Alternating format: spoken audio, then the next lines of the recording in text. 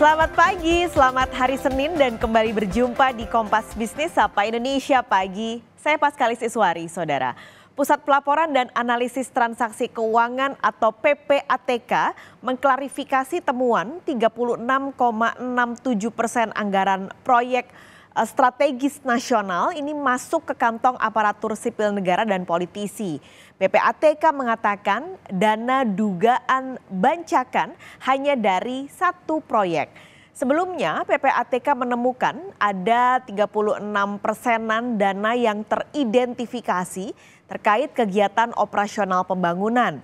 Namun sepertiga lainnya atau sekitar 36,67% ini masuk ke kantong pribadi mulai dari ASN hingga politisi diduga dipakai untuk kepentingan pribadi. PPATK mengamati, mencermati, melakukan analisis mendalam. Terdapat sebesar 36,81% dari total dana masuk ke rekening subkontraktor yang dapat diidentifikasikan sebagai transaksi yang terkait dengan kegiatan operasional pembangunan. Sedangkan sekitar 36,67% diduga digunakan untuk pembangunan yang tidak digunakan untuk pembangunan proyek tersebut. Artinya ini digunakan untuk kepentingan pribadi. Hasil pemeriksaan mendalam terhadap transaksi yang tidak terkait dengan pembangunan proyek teridentifikasi mengalir ke pihak-pihak yang memiliki profil sebagai aparatur sipil nasional, politikus, serta dilakukan pembelian aset dan investasi oleh para pelaku. Terkait dengan proyek infrastruktur, kami secara khusus sudah koordinasi dengan Kemen BUMN ya, dan sudah dilakukan pembahasan, bahkan sudah bertemu dengan para pengampu dari perusahaan-perusahaan BUMN di bidang karya.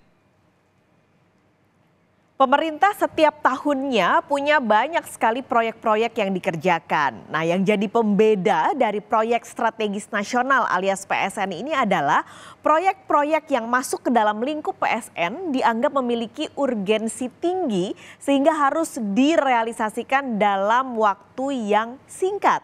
Bahkan Saudara, Kemenko Perekonomian ini sampai membuat regulasi sebagai payung hukumnya untuk mekanisme percepatan proyek. Nah, sebenarnya apa sih kriteria untuk menentukan proyek ini bisa masuk PSN atau tidak begitu? Ada beberapa kriteria yang kami ambil dari KPPIP. Ini adalah beberapa kriteria yang disampaikan. Yang pertama, proyek harus sejalan dengan rencana jangka pendek dan menengah nasional ataupun daerah. Lalu yang kedua, tidak mengubah ruang terbuka hijau.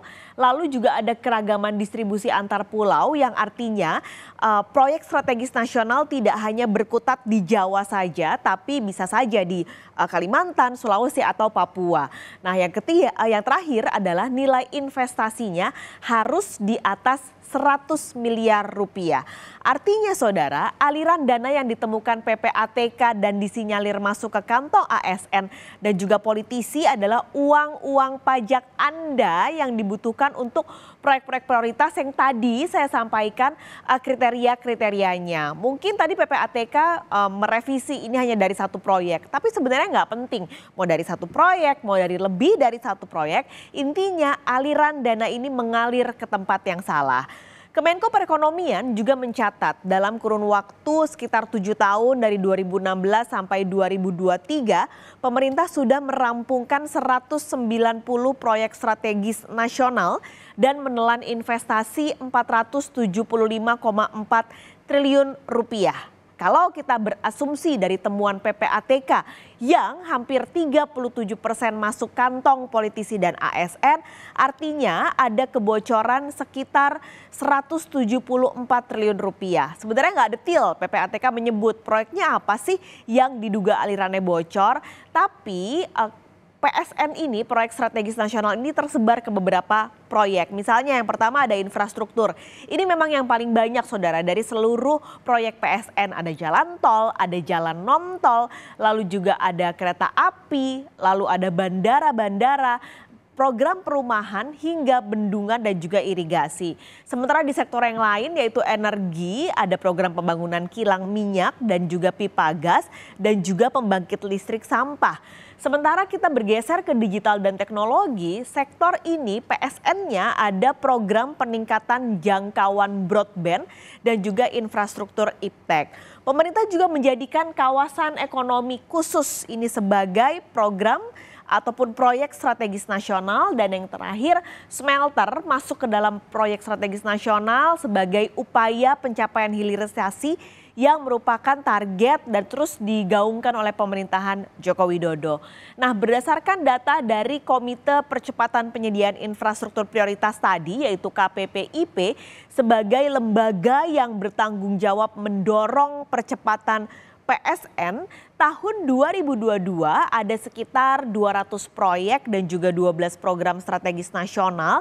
Estimasi nilai investasinya adalah 5.000-an triliun. Ini adalah sebaran yang kami ambil dari KPPIP. Kalau Anda lihat dari pulau-pulau yang tersebar PSN-nya, Jawa masih yang terbanyak saudara dengan 81 proyek dan juga satu program total nilainya adalah 1.900 triliun rupiah, berarti hampir 2.000 triliun rupiah. Sementara yang kedua terbanyak adalah Sumatera, jadi masih barat Indonesia menjadi fokus pemerintah dalam proyek strategis nasional.